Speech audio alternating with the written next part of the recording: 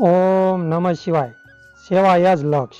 હવે આ વિડીયો દરેક વ્યક્તિ માટે છે જે કૂતરાની બિસ્કિટ ખવડાવશે ને તેમના માટે છે. વિડીયો પૂરેપૂરો જોજો. આપણે કૂતરાને કેવા બિસ્કિટ ખવડાવવા જોવે એના હું તમને વાત કરું છું. આપણે કૂતરા માટે છે ને સ્પેશિયલ બિસ્કિટ છે, તમને બતાવું.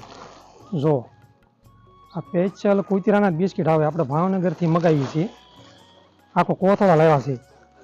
જો કૂતરાને હું દરરોજ બિસ્કિટ ખવડાવું છું, પણ મોળા ખવડાવું છું બિસ્કિટ. જો આ મોળા છે. સુગરવાળા બિસ્કિટ હંમેશા કૂતરાને ન ખવડાવવો જોઈએ.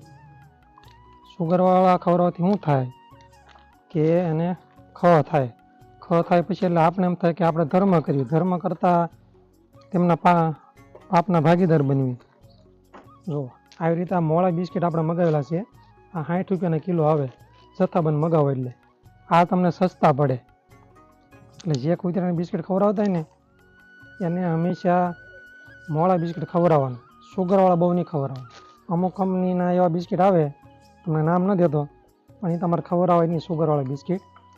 જો સ્પેશિયલ આપણે આ જે કૂતરાને ખવડાવ્યું ને આની અંદર કોઈ ફંડ ફાળો લેવામાં નથી આવતો. આપણે પોતે જ લાવીને આપણે કૂતરાની બિસ્કિટ ખવડાવીએ છીએ.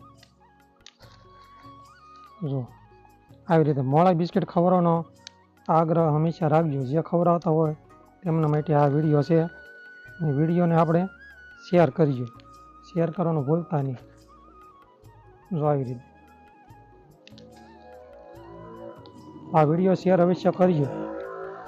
દરેક વ્યક્તિ માટે છે.